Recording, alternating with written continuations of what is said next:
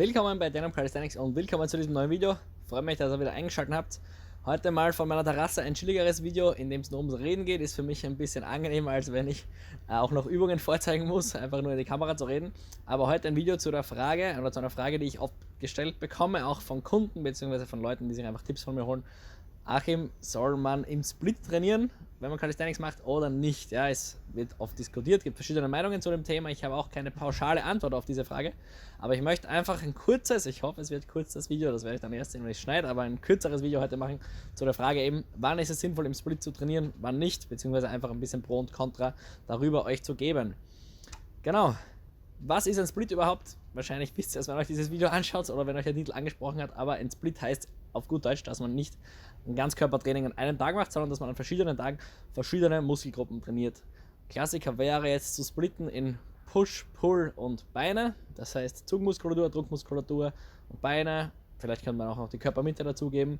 Bodybuilding Split könnte man zum Beispiel sogar auch die Arme extra rausnehmen oder was auch immer, ist im Calisthenics schwierig, weil wir selten komplette Isolationsübungen haben. Aber der Gedanke hinter einem Split ist ja auf jeden Fall, an verschiedenen Tagen einen Fokus auf eine andere Muskelgruppe zu setzen. Wann kann das jetzt Sinn machen, beziehungsweise wann macht das Sinn? Sinn kann das machen, wenn man mit dem Fokus Muskelaufbau trainiert, beziehungsweise wenn man eine gewisse Muskelgruppe besonders fokussieren möchte. Der Hintergrundgedanke ist eben der, dass man an einem Tag dann nur diese Muskelgruppe trainiert oder diese Muskeln trainiert und dadurch einen stärkeren Reiz eben setzen kann, mehr Fokus auch im Training hat. Man hat ja auch, ich sage jetzt mal, auch nur begrenzt Fokus. Ja, ich kann ja nicht 100 Übungen in einem Training machen, ich muss mich auf die Ausführung konzentrieren, ich habe nur limitiert Kraft, dass ich quasi meine ganze Kraft in diese eine Muskelgruppe hineinsetze. Der Hintergrundgedanke ist eigentlich dann der, dass ich auch eine längere Regenerationszeit wieder habe, weil ich natürlich dann beim nächsten Training wieder eine andere Muskelgruppe mache, das heißt nicht wieder das gleiche.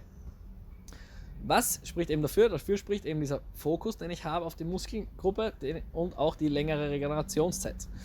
Allerdings eine Sache, die wir beachten müssen jetzt im Calisthenics ist, dass wir meistens Übungen haben, wo erstens mehrere Muskelgruppen auf einmal beansprucht werden und zweitens eine Sache, die sehr oft außer Acht gelassen wird, ist das besser werden, gerade wenn es um Calisthenics Skills geht, das heißt Statics, zum Beispiel Planche, Handstand, Frontlever, auch sehr viel Bewegungslernen und Ansteuerungslernen eine Rolle spielt.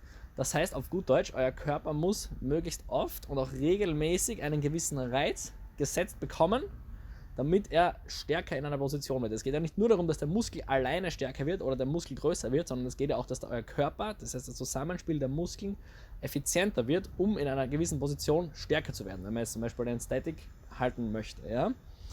Das heißt, was dabei leider oft in der Trainingsplanung außer Acht gelassen wird, ist, dass es fürs Nervensystem eigentlich wichtig ist, möglichst oft diesen Reiz gesetzt zu bekommen. Natürlich nicht zu oft, weil eure Muskeln komplett ausbrennen dabei oder ihr überlastet seid, weil eure Sehnen wehtun oder was auch immer, bringt das auch nichts mehr. Aber ich kann jetzt eigentlich nicht sagen, ich trainiere einfach dreimal so selten Frontlever, aber dafür dreimal so hart, weil ich habe dabei höchstwahrscheinlich eben einen weniger regelmäßigen Reiz für das Nervensystem, um sich den Frontlever einzuprägen und verliere dadurch quasi eine Chance, diesen Reiz besser einzuprägen. Die Lösung ist jetzt auch nicht unbedingt dreimal so oft und dafür dreimal nicht oder dreimal weniger hart das Ganze zu machen, aber man muss sich eben eine Mischung finden, ja, und sich einfach überlegen, was ist sinnvoll für mein Training.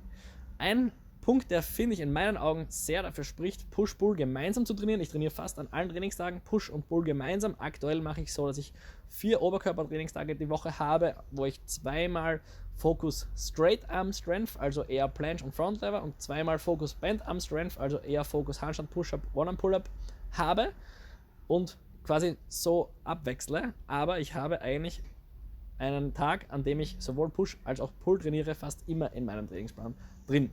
Warum ist das Ganze oder was ist eben das Argument, was in meinen Augen sehr dafür spricht, nicht Oberkörper zu splitten, beziehungsweise eben Push und Pull zu splitten?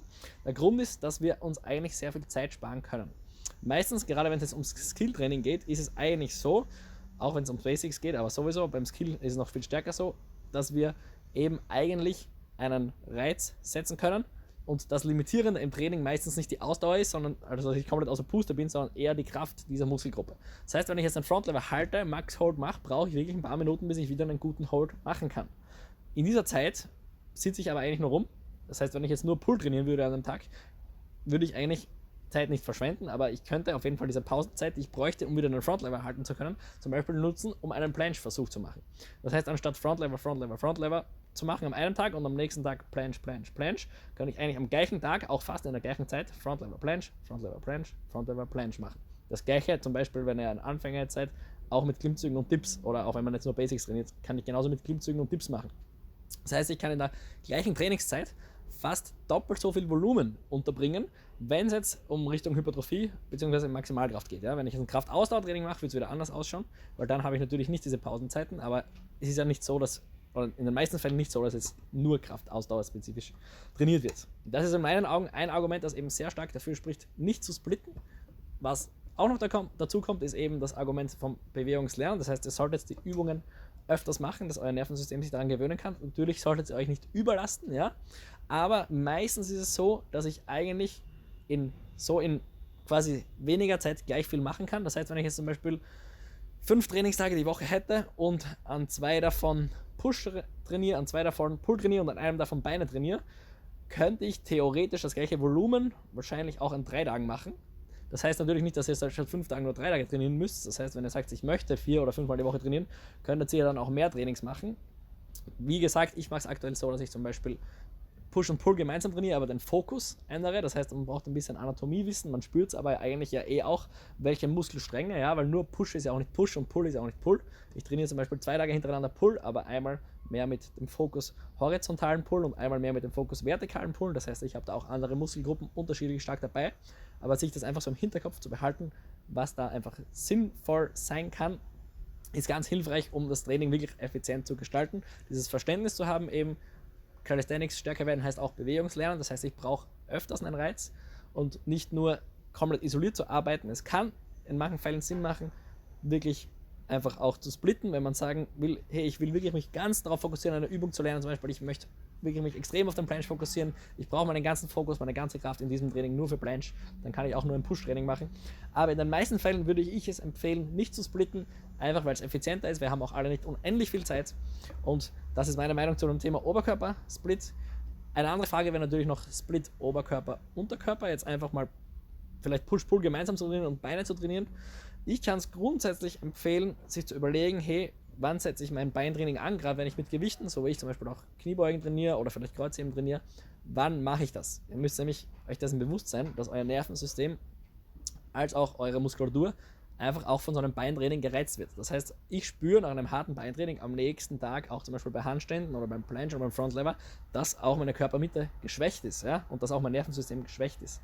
Das heißt, wenn ich das jetzt an einem Tag trainieren würde und wenn ich zuerst hart Beine trainieren würde und danach noch Oberkörper trainieren würde, würden meine Skills drunter leiden. Das heißt, wenn ich ein Ganzkörpertraining machen will oder wenn ihr das wollt, wenn ihr vielleicht sagt, ich will nur 3-mal die Woche trainieren und dafür Ganzkörper, kann ich euch empfehlen, die Beine nachher zu machen und nicht vorher zu machen.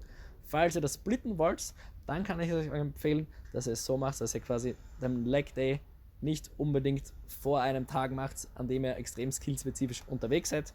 Falls ihr dabei ans Limit geht, dass ihr das einfach bei der Planung berücksichtigt. Also in meinen Augen macht es sehr Sinn, wiederum zwischen Oberkörper und Unterkörper zu splitten. Gerade wenn man öfter als 3-mal die Woche trainiert. Wenn man weniger trainiert und fit sein will, kann man es auch an einem Tag machen. Aber einfach aus dem Grund, dass sich das ja auch gegenseitig beeinflusst. Genau, ich habe euch jetzt zwar keine fixe Antwort auf diese Frage gegeben, die gibt es nämlich auch gar nicht, aber ich hoffe, dass ihr anhand von dem, was ich euch gerade erklärt habe, ein bisschen für euch abwägen könnt, ob es Sinn macht, in eurem Fall einen Split zu machen oder nicht. In den meisten Fällen kann ich aus Erfahrung sagen, dass die Leute dazu tendieren, zu sehr aufzusplitten und dann eigentlich gar nicht mehr die Zeit effizient nutzen oder teilweise zu selten einfach einen Reiz in einer spezifischen Übung zu setzen. Da kann es vielleicht manchmal sinnvoller sein, weniger hart zu trainieren und dafür Push und Pull in einem Training zu machen und dafür das Ganze doppelt so oft oder ein bisschen öfter, als das Ganze zu splitten und dann einfach ganz selten einen Reiz nur zu haben. Das kann man allgemein zu dem Thema sagen. Man könnte auch noch viel mehr sagen, aber das ist so ein bisschen das, was mir am Herzen gelegen ist zu dem Thema. Hier für euch. Ich hoffe, es hat euch ein bisschen geholfen und ihr könnt das auch in eurem Training anwenden. Ich habe auch schon mal ein Video zum Thema Trainingsplanung gemacht. Das kann ich euch noch verlinken, kann ich euch sehr empfehlen, falls euch das Thema noch ein bisschen mehr interessiert. Und ansonsten sehen wir uns auch schon wieder im nächsten Video. Macht es gut. Ciao.